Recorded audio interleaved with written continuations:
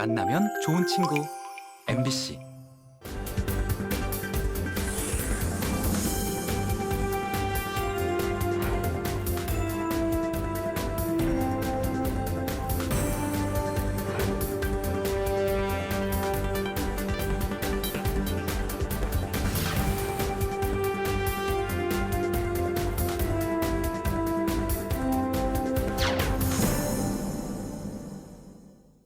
어깨는 신체적 기능뿐만 아니라 심리적으로도 아주 중요한 역할을 합니다. 때문에 어깨에 힘이 들어간다, 내지는 어깨가 무겁다, 내지는 어깨가 처진다 등등 심리 상태를 표현하는 관용적 표현들도 많습니다. 네, 이렇게 든든하고 튼튼해야 할 어깨에 문제가 생기면 어떤 치료를 좀 받아야 빨리 회복할 수 있을까요?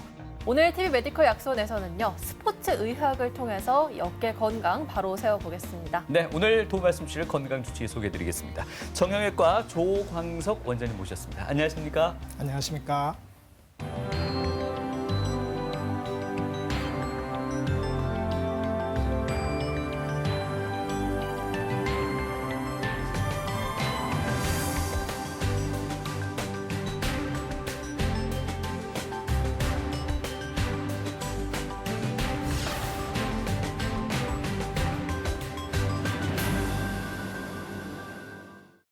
네, 본격적으로 어깨 질환에 대해서 알아보기 전에 네. 스포츠 의학에 대해서 먼저 알아보도록 하겠습니다.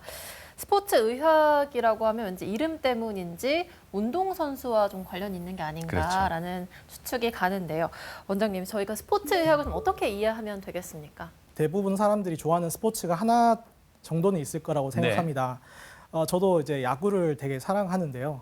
야구를 저도 이제 대학생 때 초기에 하면서 어깨를 다쳤던 적이 있었습니다. 그래서 스포츠 의학이라는 게 예전에는 선수들한테 우리가 필요한 치료를 했던 거라고 생각돼 있고 알려져 있었더라면 스포츠 선수들한테 하던 그런 치료의 모든 프로토콜들을 일반인들한테도 확대시켜서 일반 환자분들한테 가장 이제 최대의 기능적인 회복을 돕는 그런 의학이라고 이해를 하시면 될 것 같습니다.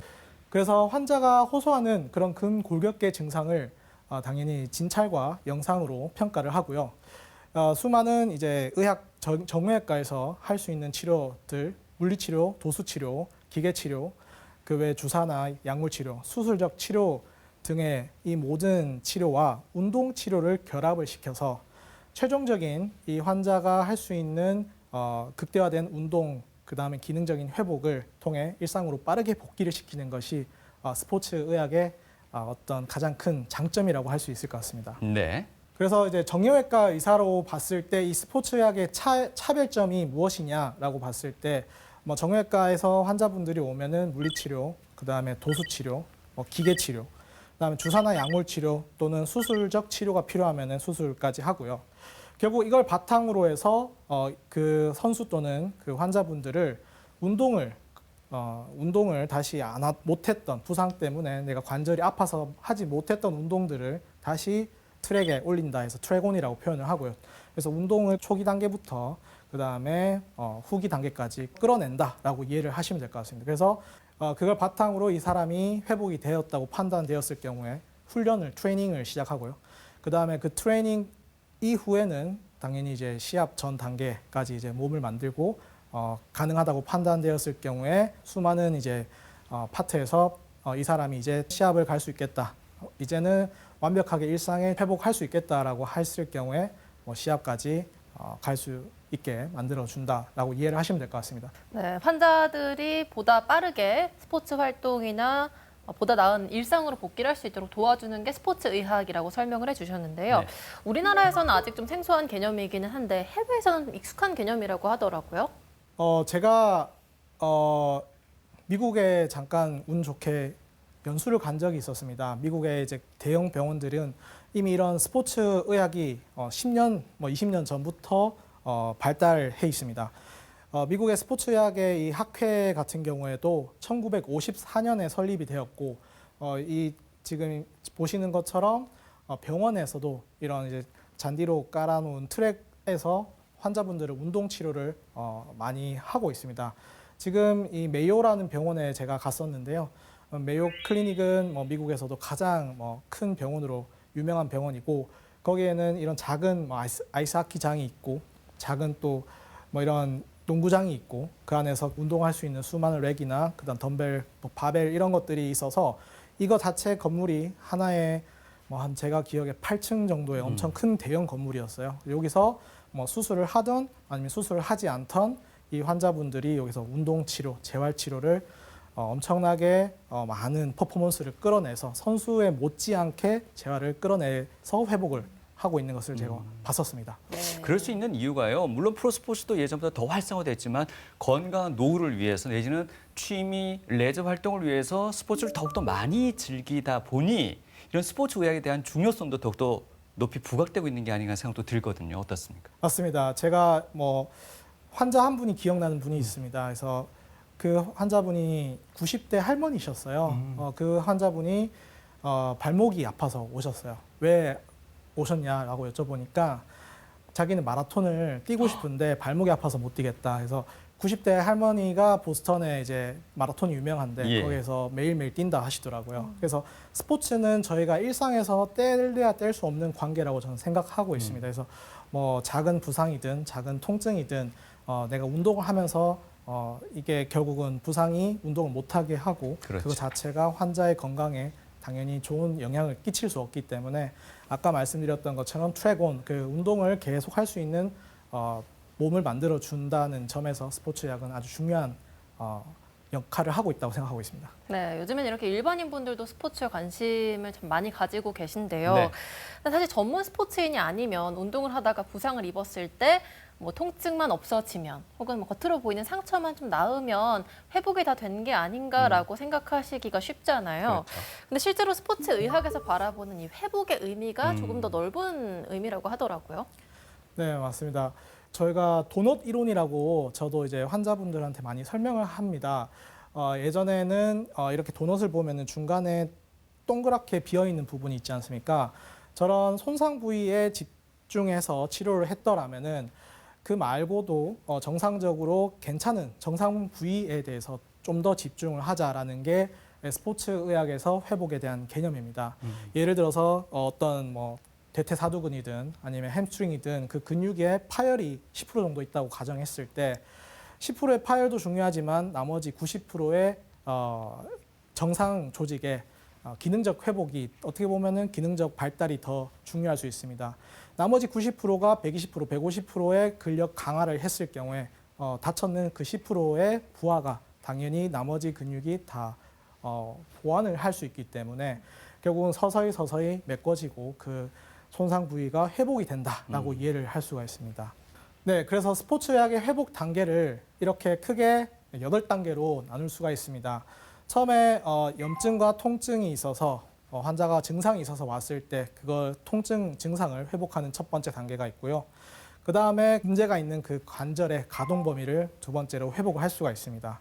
그것이 어느 정도 된다면 그 뒤에는 이제 근력 운동을 할 수가 있고요. 그 뒤에는 이제 그걸 오래 할 수 있는 근지구력을 회복을 시키고 그 다음에 탄성을 이용해서 가동 범위를 최대한 스트레칭을 할 수 있게 하는 PNF 스트레칭과 고유 감각 기능을 회복할 수 있고요. 예를 들어서 내가 어느 정도의 힘으로 공을 던지는지, 내가 어느 정도의 힘을 내가 쓰는지, 밸런스 한 발 선다든지, 밸런스도 마찬가지 회복을 할 수가 있고요.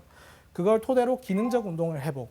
결국은 이제 내가 복합적으로 내가 무릎을 다쳤다 하더라도 무릎 말고 발목과 골반과 허리를 복합적으로 내가 쓸 수 있는 기능적 운동을 회복시킬 수가 있고요.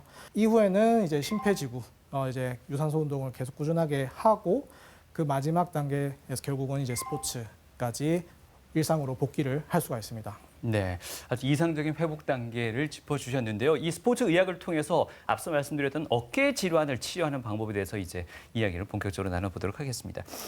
어깨 질환 어떤 경우에 부상이나 염증의 위험에 참 많이 노출된다라고 설명할 수 있을까요? 어깨 일상에서 흔한 어깨 질환은 과도한 스포츠 활동으로 인해서 어깨 부상이 있을 수 있고 당연히 그 다음에 활동을 많이 안 하는 집안일만 하는데도 불구하고 퇴행성 어깨 염증성 질환이 있을 수 있습니다. 흔히 이제 뭐 오십견이나 회전근개 퇴행성 파열 같은 것들이 있을 수 있습니다. 그래서 이것들을 다시 생각을 해보면 과도한 부하로 인한 어깨 질환은 어느 정도 본인이 가지고 있는 근육의 용량을 100 또는 선수들 같은 경우에는 일반인보다 높겠죠. 뭐 120, 130 정도 있을 텐데 그 이상의 이제 운동을 해버리니까 뭐 150, 200 정도의 로딩 스트레스가 가해지다 보니까 이게 계속 회복을 못하고 부상으로 이어지는 경우가 있고요.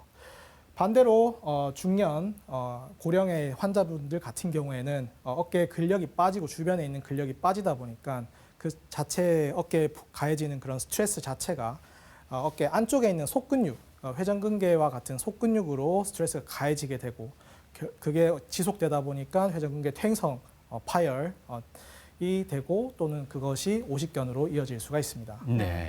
이렇게 보면 어깨를 많이 쓰는 운동선수나 뭐 집안일이나 육아하시는 분들 혹은 뭐 무거운 짐을 많이 들어야 하는 택배 기사님들이 좀 어깨 통증에 취약하겠다라는 생각이 드는데요. 네. 실제로 요즘에는 이게 또 어르신들만의 일은 아닌 것이 그 연령대가 점점 더 낮아지고 있다고 하더라고요. 네, 맞습니다. 지금은 나이가 그 오십견이라고 해서 50대에 흔히 오는 유착성 관절 낭염이라는 그런 염증성 질환이 대표적인 것인데요. 지금 40대도 있고 30대 후반에도 간간히 이제 유착성 관절 낭염이 있습니다. 네. 그게 뭐 운동하고도 관련이 있고요. 운동 부족도 있고 그다음에 뭐 술이나 또 담배 이런 염증을 유발할 수 있는 그런 매개체들 때문에도 종종 있는 것 같습니다.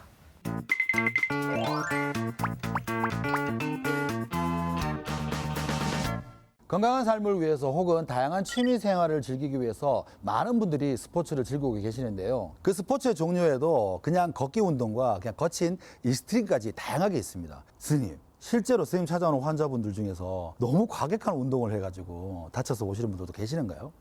네, 맞습니다. 요즘 계속 스포츠 즐기는 인구가 늘고 있고요. 스포츠 즐기다 보니까 계속해서 더 이제 푸시를 하면서 과격한 운동까지 이렇게 하시는 분들이 많이 오고 있습니다.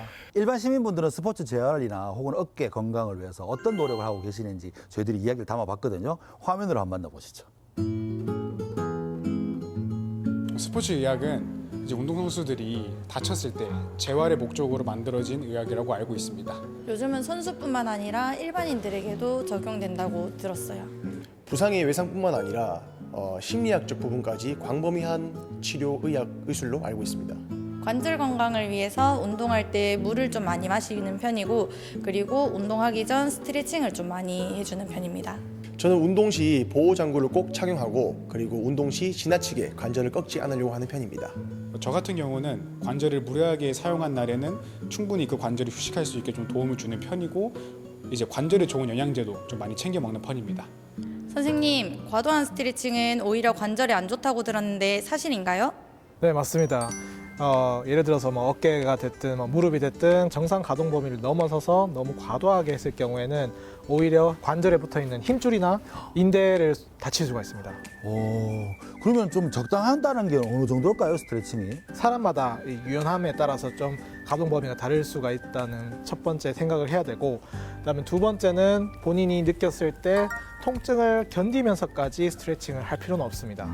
그렇군요. 이번에는요, 스포츠 의학과 어깨 건강에 관한 오해와 진실 그리고 궁금증까지 한 번에 알아보도록 하겠습니다. 선생님, 이렇게 운동하다 보면은 저도 그런 경우가 있는데 근육이 뜰 때가 있어요. 그럴 때 좀 쉬었다가 좀 휴식을 취하기 위해서 이때 생수를 마시는 게 좋은 건지 아니면 이온음료를 마시면 좋은 건지 이게 헷갈릴 때가 있더라고요. 선생님은 어느 걸 추천하시겠습니까? 네, 일단은 생수도 좋지만 근육 건강에 또는 이제 특히나 경련이 있을 때 이온 음료가 도움이 된다는 보고가 있습니다. 그래서 이온 음료가 있으면은 당연히 이온 음료를 마시는 게 훨씬 낫습니다. 없다면 그래도 생수라도 좀 먹고 휴식을 취하겠군요. 맞습니다. 탈수를 어떻게든 좀 회복시켜야 되는 건 맞지만 순간적으로 너무 많은 물을 순간적으로 들이게 되면은 그 자체가 저나트륨 혈증으로 빠져서 그거 자체가 또한 문제를 일으킬 수 있습니다. 제가 듣기로는 저나트륨 혈증은 사망에도 이를 수 있다는 얘기 들었는데 맞나요? 네, 맞습니다. 그래서 꼭 이제 전문의 판단하 적절한 이제 전해질 또는 이제 삼투압 농도를 유지하면서 필요하면은 이제 수분을 보충하는 것이 가장 이상적입니다. 그런데 이런 생각이 드는데요. 생수도 없고 이온음료도 없으면은 선생님 좀 뭔가 응급 조치하는 방법이 있을까요? 일단은 휴식이 당연히 첫 번째 숙제고요. 그다음에 휴식을 하면서 동시에 무리한 관절 부위에다가 쿨링을 좀 시켜놓는 것이 두 번째 우리가 할 수 있는 응급처치라고 할 수 있을 것 같습니다. 그렇군요. 이번에 궁금한 점은요. 날씨가 점점 쌀쌀해지다 보니까 실내 운동을 조금 찾아가시는 분들이 굉장히 많더라고요. 그중에서 가장 많이 찾는 운동이라 치면 저는 수영을 생각할 수 있거든요. 네. 그런데 수영이 팔을 굉장히 많이 쓰지 않겠습니까? 예, 이게 사실 전신 운동으로 굉장히 좋은데 오히려 이 수영을 너무 과격하게 하면은 어깨에 문제가 생긴다 이런 얘기가 있더라고요. 사실인가요?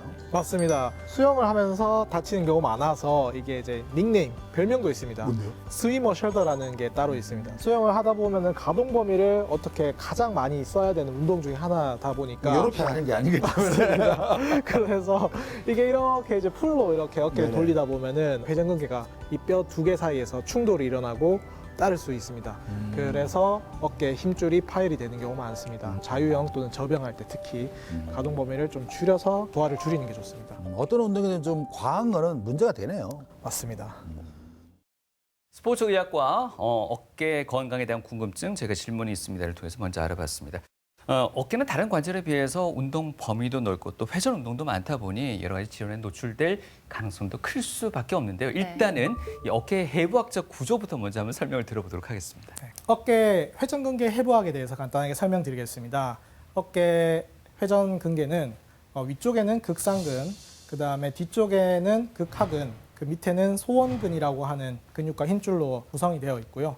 그 앞쪽에는 견갑하근이라고 하는 근육과 힘줄이 있어서 어깨를 앞으로 들 수도 있고 그 다음에 옆으로 외전을 시킬 수도 있고 외회전, 내회전의 기능을 할 수가 있습니다. 네. 그 회전근개라는 이 힘줄은 다른 근육과 힘줄과 다르게 24시간 어떻게 보면은 계속 스트레스가 가해지는 힘줄이고요. 두 번째는 어깨 관절은 심장보다 위에 위치하기 때문에 혈액순환 자체가 다른 밑에 있는 무릎이나 골반에 있는 관절보다는 혈액순환이 적기 때문에 한번 손상을 받았을 경우에는 회복이 좀 더딜 수밖에 없습니다.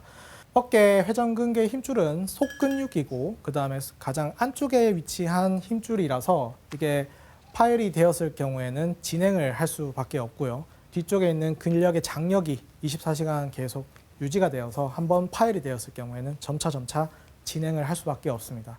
그래서 가장 퇴행성 질환 중에서는 가장 흔한 질환이라고 할 수가 있습니다.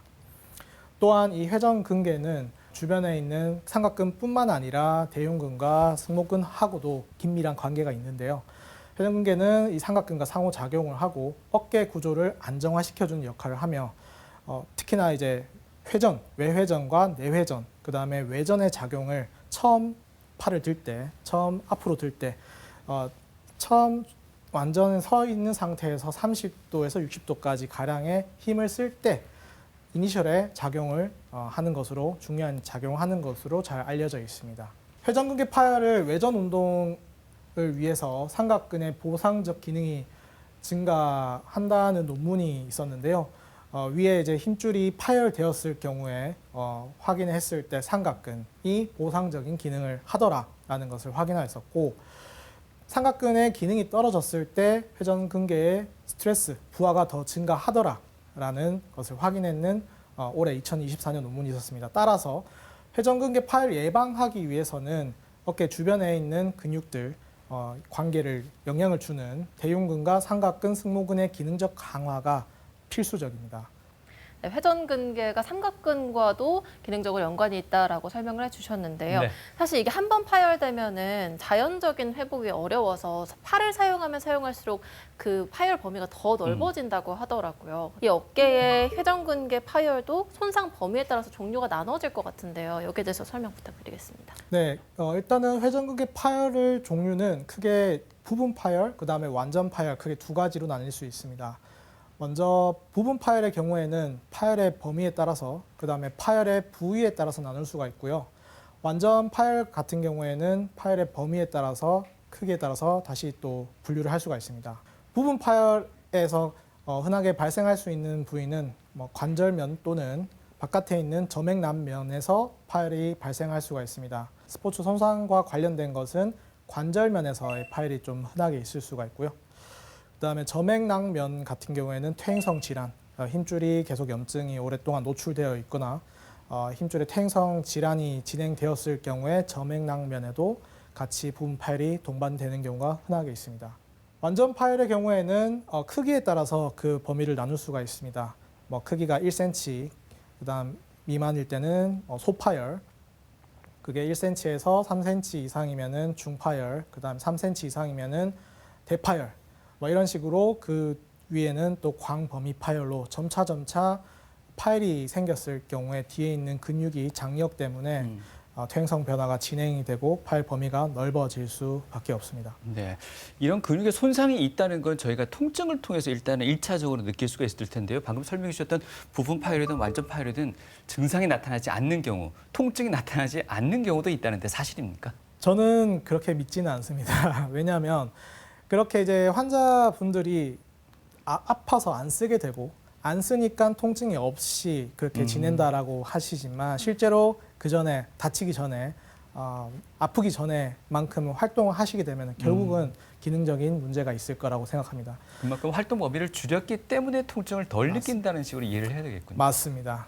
예. 그래서 그것이 오히려 파열이 있음에도 불구하고 그거를 차일피일 미루게 되고 그거 자체가 오히려 병을 더 키울 수가 있어서 조금이라도 불편한 게 있으면은 그거는 확인을 전문의와 상담을 통해서 확인을 하는 것이 중요합니다. 네. 방금도 살짝 얘기를 해주셨는데 젊은 분들 같은 경우에는 그냥 안 쓰다 보면 낫고 뭐 좀 있으면 낫겠지 하고 간과하기가 쉽고요. 네. 또 어르신들 같은 경우에는 나이 들면 다 그런다. 그래. 네, 세월 탓을 하시는 경우도 많은데요.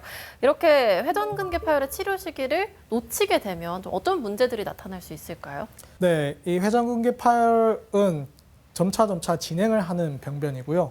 놓쳤을 경우에는 파열이 계속 이제 범위가 커지게 되고 더 커지게 되었을 경우에는 수술해도 똑같은 수술을 하더라도 결과가 당연히 좋지 않을 수밖에 덜 좋을 수밖에 없습니다.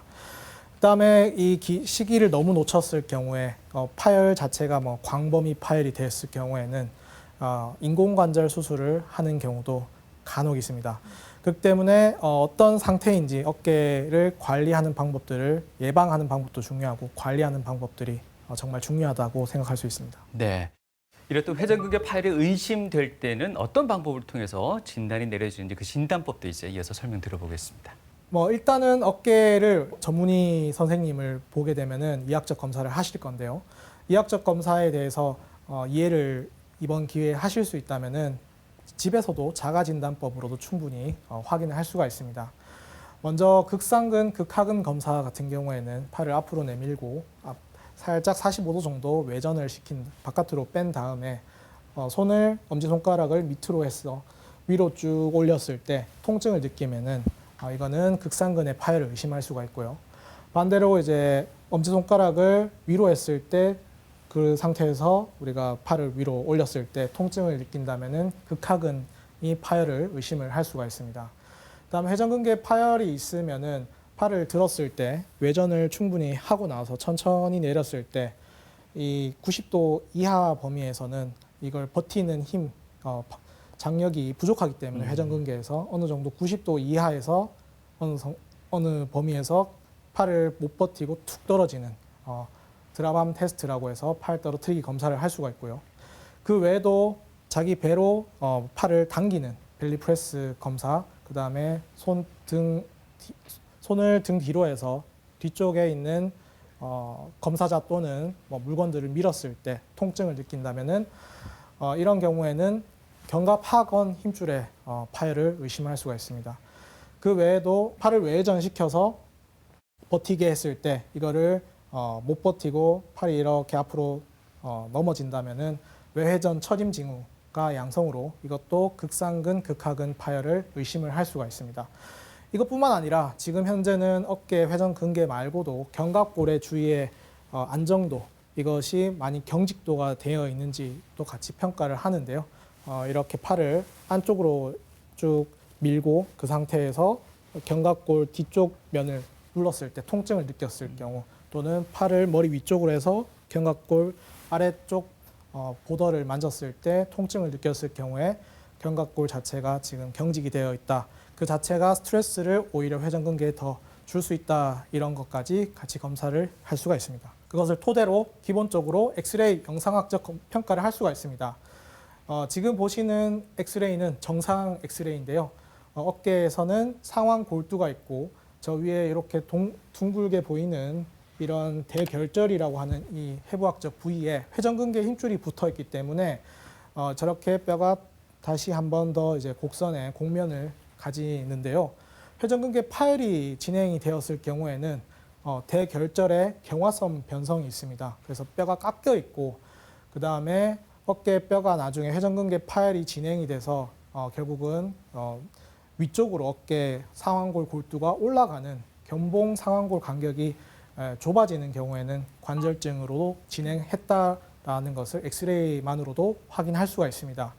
이렇게 의심이 되었을 경우에는 처음에 초음파 검사를 할 수가 있는데요. 회전근개를 초음파로 봤을 때 이 위에 보시는 것처럼 삼각근 자체가 부피가 충분히 있고 그 밑에 회전근개가 대결절 위에 상완골 골두 위에 붙어 있는 이 극상근 힘줄을 확인할 수가 있습니다. 정상적으로 초음파상에서는 보이지만 파열이 진행된 경우에는 정상 극상근과 파열된 극상근은 좌우 비교했을 때 한 번에 눈에 보이시는 것처럼 극상근의 힘줄에 실질 자체가 소실되어 있고 그다음에 안에 삼출액이 가득 차 있어서 초음파의 소견 자체가 좀 새까맣게 보일 수가 있습니다. 그다음에 이것이 의심이 되었을 때 초음파상에서 회전근개 파열이 의심이 되었을 때 좀 더 정밀하게 MRI 검사까지 진행을 할 수가 있습니다.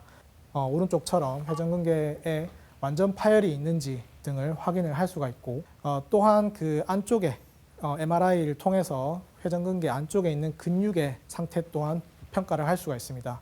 지방 변성이 50%를 기준으로 단계를 총 4단계로 나누는데요. 이렇게 구틀리어라는 선생님이 만들어 놓은 분류 체계에 따라서 1단계, 2단계, 3단계, 4단계로 나눌 수가 있습니다. 3단계는 근육과 지방 변성 자체가 50대 50으로 있는 경우를 3단계로 평가를 하고 그것보다는 적은 경우에 근육이 지방보다 조금 더 많은 경우에는 2단계, 그다음에 그것보다 근육이 지방보다 더 적은 경우에는 4단계 이렇게 근육의 정도를 평가를 해서 근육의 정도가 부족하다고 판단되었을 경우에는 수술 플랜이 바뀔 수가 있습니다. 수술도 인공관절을 할지 아니면은 봉합을 하거나 또는 피부 조직 이식을 할지 이거를 결정하는 데 중요한 평가 지표가 될 수가 있습니다. 이렇게 근육의 정도를 평가해서 수술의 플랜을 정할 수가 있습니다.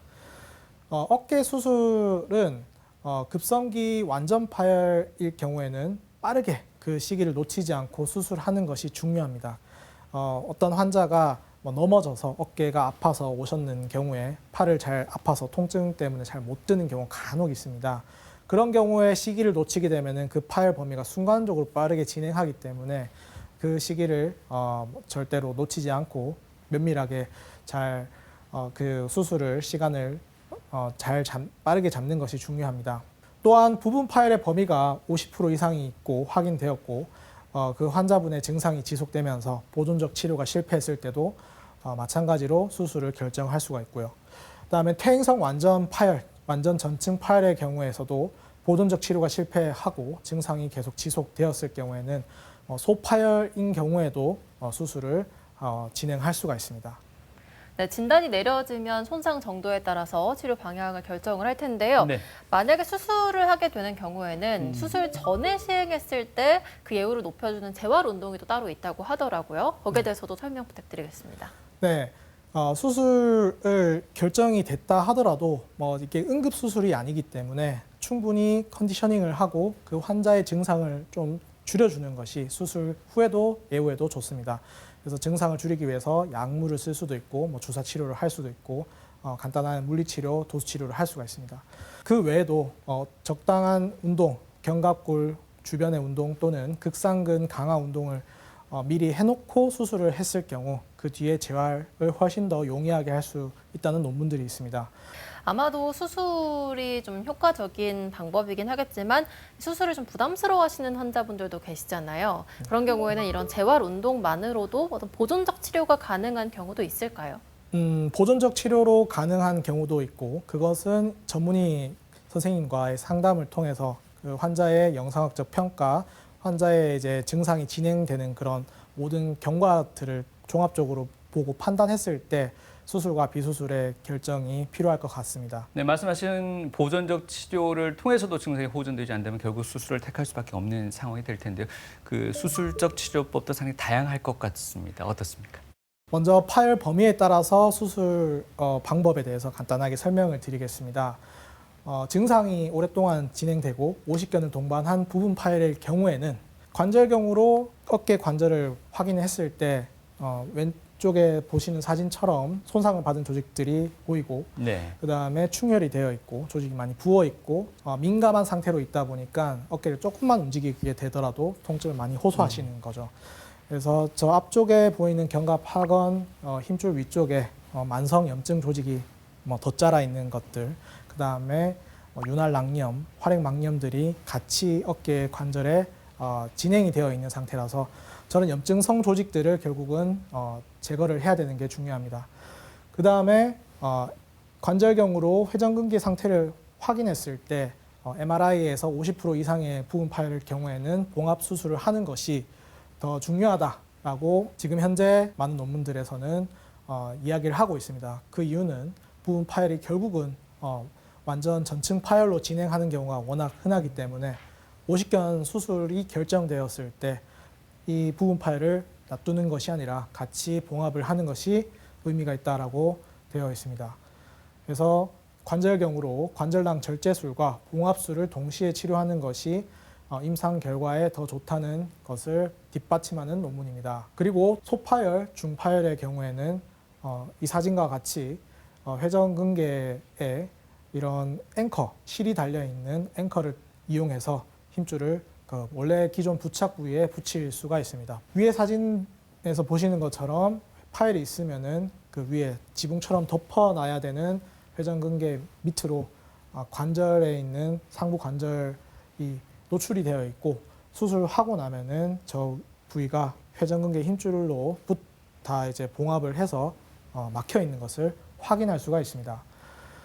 그 이외에 대파열과 광범위 파열, 요즘 점차 이제 퇴행성 질환 환자분들이 늘고 있는데요. 이런 경우에는 상부 관절막 재건술을 할 수가 있습니다. 상부 관절막 재건술은 우리 몸에 있는 조직의 일부를 떼거나 아니면은 다른 동종 이식을 해서 그런 다른 조직들을 토대로 결함이 있는 회전근개 부위에 그 조직을 일부를 부착을 해서 원래 기존의 회전근개랑 같이 봉합을 하는 상부 관절막 재건술을 할 수가 있고요. 스킨 패치를 이용해서 저 위에 부족한 부분의 결함 부위를 메꿔주는 수술을 할 수가 있습니다. 그래서 그 수술하는 거를 보면은 지금 현재 회전근개가 이렇게 둥글게 파열되어 있고 밑에는 구멍이 나 있는 뻥 뚫려 있는 것을 확인할 수가 있고요. 저 부위가 주변 조직들이 이렇게 매끈하지 않고 흐물흐물하게 퇴행성 질환으로, 퇴행성 조직으로 좀 진행이 되어 있고 안에 파열되어 있는 회전근개 조직이 보이고 그 안에다가 실이 달려있는 앵커를 다시 박아서 그 실을 토대로 파열된 부위의 힘줄을 같이 한 땀 한 땀 꼬맬 수가 있습니다. 이렇게 조직의 원래 위치를 찾아서 힘줄과 근육 변연부로 힘줄을 충분히 한 땀 한 땀 실을 떠서 원래 위치, 대결절 위치까지 당겨서 힘줄을 부착을 할 수가 있고 지금은 그 단계에서 더 나아가서 파열 범위 부착한 부위 바로 위에도 스킨 패치로 역할을 할 수 있는 그런 구조물을 그 위에 한 번 더 덧대는 시술을 할 수가 있습니다. 회전근개 수술 전후의 사진을 한번 볼 수 있겠습니까? 네, 수술 전에는 대결절 위쪽에 저렇게 까맣게 보이는 결함 부위가 노출이 되어 있고 수술 후에는 이렇게 이제 수술하고 나서는 저 힘줄이 다 부착이 되어 있어서 결함 부위가 보이지는 않습니다. 그다음에 지금 여기서 끝나는 것이 아니라 수술 후에 한 개 더 이제 패치를 위에다가 덧대줌으로 인해서 보강을 해줌으로 인해서 회전근개를 더 강화시킬 수 있다라고 이해를 할 수가 있습니다. 그 외에 이제 대파열, 광범위 파열의 경우에는 지금 현재는 회전근개 전진술이라는 것이 가장 흔하게 하고 있습니다. 이 회전근개 근육이 붙어 있는 부착 부위의 근육들을 어느 정도 박리를 해서 그것들을 최대한 저 결함 부위까지 당겨와서 부착을 하는 회전근개 전진술을 많이 하고 있습니다. 지금 상부 관절의 조직을 이식했던 그 술식이 일본에서 시작이 됐었는데요. 지금 올해 9월 달에 잠깐 일본에 단기 연수를 갔었는데 일본에서는 지금 현재는 거의 대부분 전진술을 하는 것으로 술식이 많이 바뀌었습니다. 네. 그래서 이렇게 전진술을 통해서 굳이 이식을 하는 그 술식 자체보다는 전진술을 통해서 환자가 자기 조직을 그대로 쓸 수가 있고 그 다음에 회복이 훨씬 더 빠르기 때문에 지금은 전진술을 고려할 수가 있습니다. 그 외에 더 진행을 해서 회전근개 파열로 인해서 광범위 파열로 인해서 관절병증이 동반되게 될 경우에는 결국은 뼈가 손상을 받았을 경우에는 힘줄의 봉합으로는 수술이 부족할 수밖에 없습니다. 그래서 이런 경우에는 어쩔 수 없이 환자분들도 팔을 잘 못 드는 가성마비 증상을 호소하는 경우가 많고요. 그다음에 앞서 말씀드린 것처럼 근육의 정도를 평가했을 때 그것이 근육의 정도가 지방 변성보다 더 넘어갔을 때 절반 이상을 넘어갔을 경우에는 인공관절 수술을 고려할 수가 있습니다. 인공관절 수술은 역행성 인공관절 치환술을 시행을 할 수가 있고요.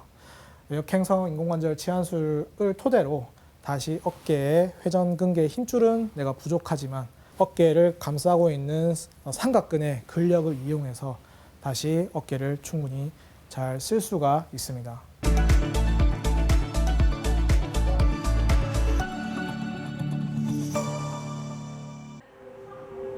일상 곳곳을 불편하게 만드는 관절과 근육의 통증.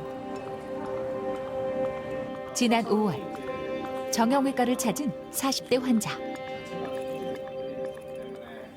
올해 5월 달에 오른쪽 어깨 통증을 호소하시면서 저희 병원에 내원하셨던 분입니다. 원래 어깨를 많이 쓰셨고 그 다음에 집안일도 많이 무리하게 하셨던 분인데 어깨가 계속 아프고 힘이 빠진다 하셔서 한번 오셨어요.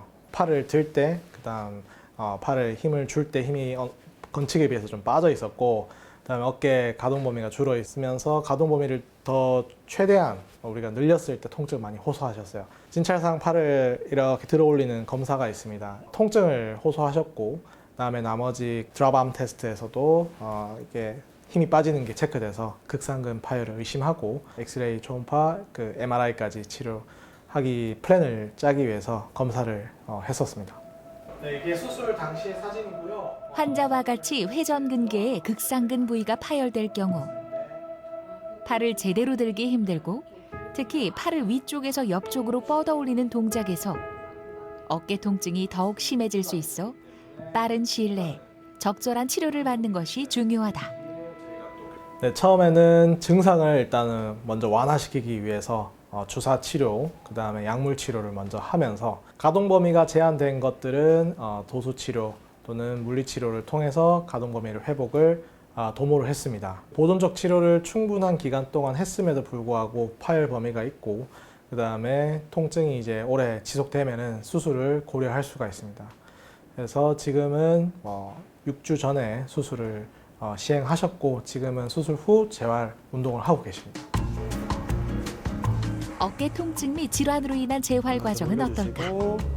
천천히 아프지 않은 팔로 아픈 팔을 보조하면서 내려오시면 됩니다. 먼저 제한된 어깨 관절의 가동 범위를 늘려주는 재활 치료를 시행하게 되는데 아프지 않은 손으로 팔 한번 들어 올려 볼게요. 일상에서도 쉽게 따라할 수 있는 수건과 지팡이를 활용한 어깨 스트레칭부터 수술 후 약해진 견갑골의 기능을 회복하고 어깨 주변의 근육을 강화하는 운동까지 약간 1초 정도 더 조여주시고 내려오시고 다시 셋. 자, 엉덩이랑 배에 힘 주시고 무리한 동작보다는 가벼운 움직임을 통해 무너진 관절의 기능과 가동 범위를 늘려주는 다양한 재활 치료가 우선 시행된다. 해볼게요. 일반인은 일상생활로 돌아가기 위해서 예를 들어서 다리 근육이나 팔 근육을 강화하는 게 있다면 선수들은 밸런스 훈련, 고유 능력 감각 이런 식으로 발전시키기 위해서 시간이 더 걸릴 수도 있습니다. 회전근개 파열에서 재활 운동은 회전근개에 있는 근육 중에 외회전 근육을 담당하는 극하근, 소원근이라는 근육이 있는데요. 팔꿈치를 모은 상태에서 바깥으로 벌려준다거나 외회전 동작을 만들어주는 근육을 중점적으로 사용하게 되겠습니다. 누구에게나 찾아올 수 있는 어깨 통증. 나에게 맞는 운동 재활 치료로 굳어있던 어깨 주변의 근력을 강화하고 관절의 기능을 회복하는 것이 추후 일상으로의 복귀를 앞당길 수 있다. 수술 후 재활의 골든타임이 따로 있지는 않습니다. 하지만 어떻게 시술을 하고 수술을 했을 때 당연히 이제 피 조직을 건드려 놨기 때문에 염증 반응이 더 일어날 수 있고, 그래서 수술 후에 우리가 목표해야 되는 것들이 있고 체계적인 그런 이제 재활 프로그램들이 있습니다. 그런 것들을 꾸준하게 교육해서 최종 4에서 6개월 일상생활 또는 이제 선수분들 같은 경우에는 시합이든 경기로 돌아갈 수 있게 플랜을 짤 수가 있습니다. 100세 시대. 정확한 진단과 치료, 빠른 재활 운동이 우리의 건강한 삶을 다시 일으킬 수 있다. 네, 다양한 재활 치료 방법과 환자 사례 영상으로 만나봤습니다. 네. 자, 지금까지는 이제 일반인들도 겪을 수 있는 그런 회전근개 파열에 대해서 알아봤다면요. 지금은 이제 스포츠에서 좀 가장 흔한 어깨 부상 어떤 것들이 있는지 살펴보겠습니다. 일단은 어깨를 가장 많이 쓰는 운동들이 오버헤드 운동들이 대부분입니다. 배구를 한다든지 야구를 한다든지 테니스 또는 창 던지기와 같이 이런 투구 동작들이 많습니다. 그래서 저도 어깨 운동, 그중에서 야구를 사랑하는 사람으로서 어깨를 다친 적이 있는데요. 마찬가지 어깨를 다치는 기전을 한번 보시면은 야구 공을 던질 때는 이런 와인드업 자세를 통해서 전 코킹 자세, 그 다음에 후 코킹 자세에서 어깨가 뒤로 젖혀지면서 관절면에 있는 이두박근 힘줄이 상부 관절 와순의 연골을 스트레스가 순간적으로 가해지고 그 연골의 손상을 받는 슬랩 병변이 가장 흔하게 있을 수 있습니다.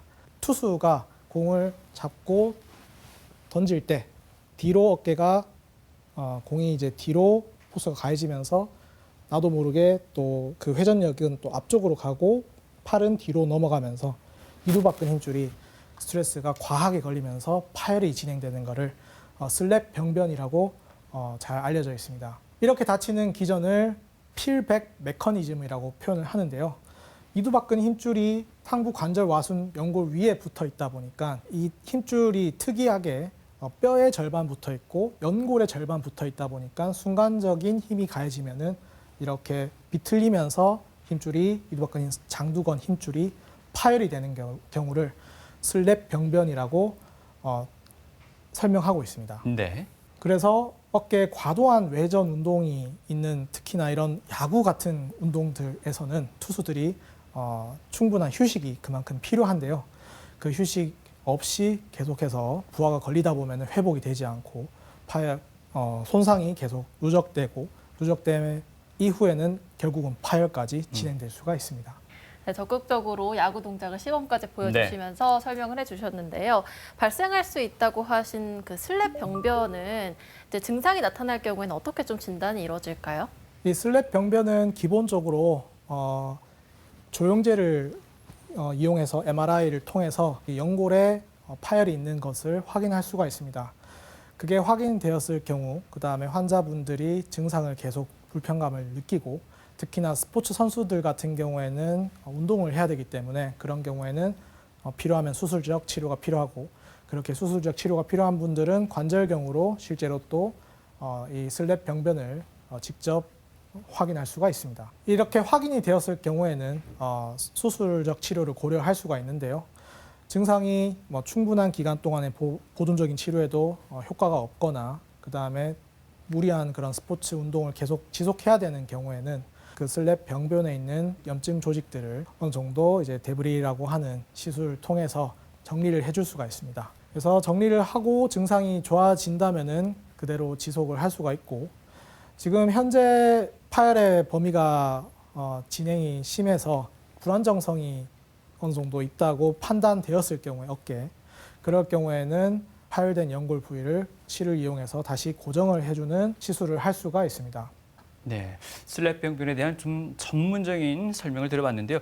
이번 질문은 좀 일상적인 질문이 될 수도 있을 것 같습니다. 사실 무릎이나 허리와는 달리 어깨 같은 경우에는 밤에 그리고 자기 위해서 누운 자세에서 통증이 더 심하게 느껴지는 경우가 많습니다. 이건 어떤 이유에서 그럴까요? 네, 이제 밤에 그렇게 되는 경우에는 오십견을 동반하는 경우가 많습니다. 오십견이 있는 경우에 앞쪽의 관절낭에 염증이 있고 그거 자체가 관절의 경직성을 더 많이 유발시키는 상태에서 누워버리면은 중력 때문에 어깨가 뒤로 처지게 되고 그 안에서 관절낭이 스트레칭이 되면서 통증을 많이 유발할 수가 있습니다. 네. 네. 그리고 또 하나 어깨가 한 번 빠지면 자꾸 빠지기 쉽다라고도 얘기하지 않습니까? 근데 비슷한 종목을 계속해서 즐기다 보면은 항상 탈구의 위험이 있을 것 같습니다. 이럴 경우에는 재활 운동은 어떤 식으로 해야 될까요? 네, 좋은 질문이신데요. 어깨가 빠지는 경우는 대부분 전방으로 빠지는 경우가 대부분 90% 이상이 전방으로 빠집니다. 전방 탈구의 경우엔 앞쪽에 근력을 강화시키는 것이 필수입니다. 앞쪽에 있는 삼각근, 그다음에 대흉근을 강화시켜서 주변의 근력을 강화로 이제 수축을 시키고 유도를 시켜서 빠지는 것을 예방할 수가 있고 그게 빠지는 것이 계속 반복이 되고 그거 자체가 연골의 파열을 유발시키고 또는 뼈 조각이 깨져 있는 것이 확인되었을 경우에는 그 뒤에는 수술적 치료도 고려할 수는 있습니다. 네, 뭐 수술이 됐건 보존적 치료가 됐건 치료가 끝이 아니잖아요. 그 후에도 계속해서 꾸준히 관리를 해주는 게 중요할 텐데요. 네. 평소에 저희가 좀 어떤 점을 신경 쓰면 좋을까요? 네, 어깨 질환은 결국은 가장 중요한 것은 예방입니다. 어깨 주변에 있는 근력들에 대한 이해가 있어야 되고 이 회전근개 파열이 왜 진행되었는지에 대해서 이해를 하시는 것이 가장 중요합니다. 제가 보는 환자분들, 수술까지 진행되는 많은 환자분들의 경우에는 근육이 많이 빠져 있는 여성분들이 많습니다. 특히나 중년분들. 그래서 초음파를 봤을 경우에 삼각근이 이미 많이 얇아져 있고 그런 분들은 수술하더라도 결과가 저희가 기대한 만큼 좋지 않습니다. 또한 두 번째 이제 생활 습관, 술을 많이 드신다거나 특히나 담배를 하시는 분들은 회전근개 힘줄이 좋을 수가 없습니다. 가뜩이나 이제 혈액순환이 적은데 담배가 더 악영향을 주기 때문입니다. 그래서 이런 관리가 충분히 체계적으로 돼야 되고 충분한 근력 운동, 그 다음에 탄성을 유지시킬 수 있는 탄력 운동, 그 다음에 어깨의 부하를 줄이는 다른 어깨랑 관련되어 있는 전방, 그 다음에 후방에 연결되어 있는 관절을 복합 운동을 통해서 기능적인 회복을 계속 꾸준하게 유지를 해 놓는 것이 가장 예방을 하는 데 중요한 것이라고 생각합니다.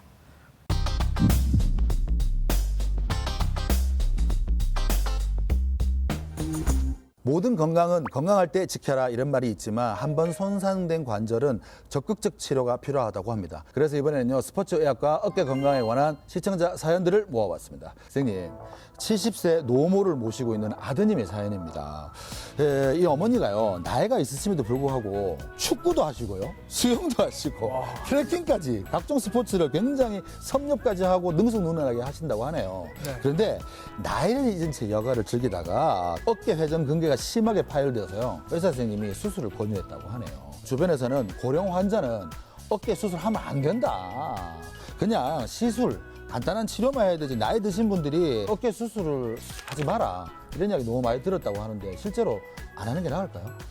아닙니다. 고령 환자분들이더라도 활동량이 충분히 높고 나이가 젊은 층과 큰 활동량의 차이가 없는 분들이라면 다른 기저질환이나 다른 문제가 없다면 어깨 수술을 적극적으로 하는 것이 더 뒤에 또 자기가 더 많은 스포츠 활동을 하기 위해서 활동량을 유지하기 위해서는 중요하다고 생각됩니다. 이번 사연은요 골프를 좋아하는 40대 남성분의 사연입니다. 선생님 골프 치십니까? 네, 초보입니다.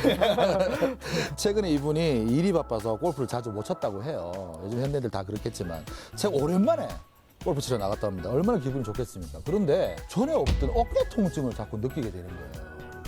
골프 칠 때 자세가 잘못돼서 그런 건가 아니면 골프 자체가 어깨 통증을 계속 유발하는 운동인가 굉장히 궁금해하고 있습니다. 선생님 의견이 궁금하네요.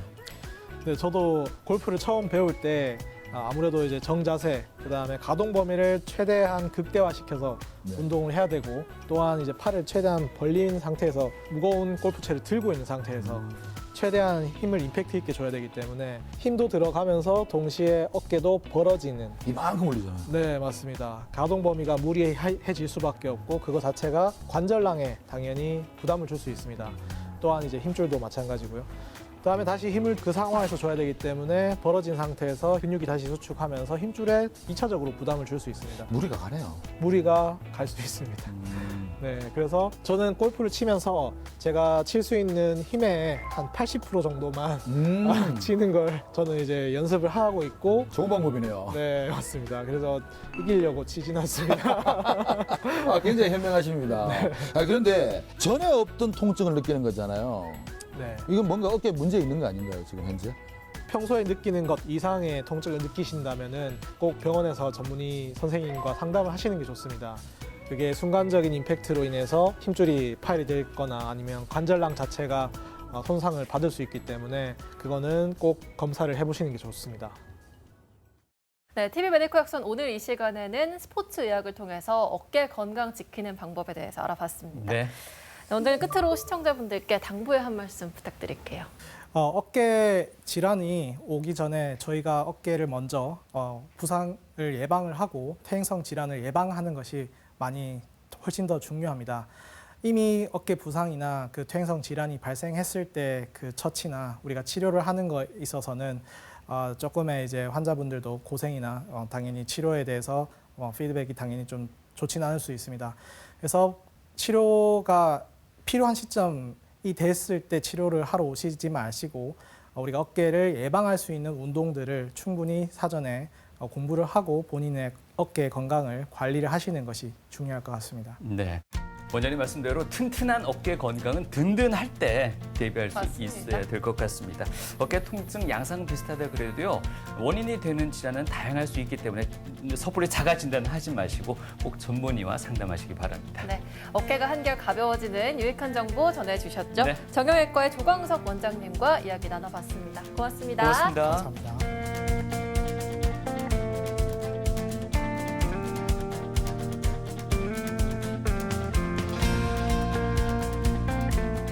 저는 정신과를 한번 생각을 해봤던 적도 있습니다. 왜냐하면은 어찌됐건 간에 회복이든 어떤 치료에 있어서 가장 중요한 것은 첫 시작은 멘탈이기 때문에 환자분들의 그런 부정적인 감정들을 어떻게든 회복을 먼저 시키는 것이 저희가 또 해야 될 숙제라고 생각합니다. 그걸 토대로 더 나은 치료, 더 나은 방법, 수술이 됐든 비수술이 됐든 수많은 이제 저희가 할 수 있는 모든 노력을 통해서 이 환자분을 회복을 시키는 데 있어서 중요하기 때문에 저는 또한 관심 있는 과는 이제 정신과가 되겠습니다. 근골격계에서 가장 중요하다고 생각하는 것은 근육이 아닌가라는 생각을 합니다. 그래서 아파서 퇴행성 질환 환자분들 오시면은 대부분 근육이 다 빠져 있어요. 그래서 이분들을 어떻게 최대한 우리가 능률적으로 효율적으로 근육을 회복을 빠르게 시킬 수 있는 방법이 있는지 그런 연구를 할 수 있으면 좋을 것 같고 주사를 통해서 근력을 회복시킬 수 있다고도 하지만 그것보다 더 안전하고 가장 이상적인 방법을 우리가 추구할 수 있다면은 근육을 회복을 토대로 근골격계 또는 뼈나 인대까지의 그런 부하를 줄일 수 있다면은 너무 뿌듯할 것 같다는 생각을 합니다.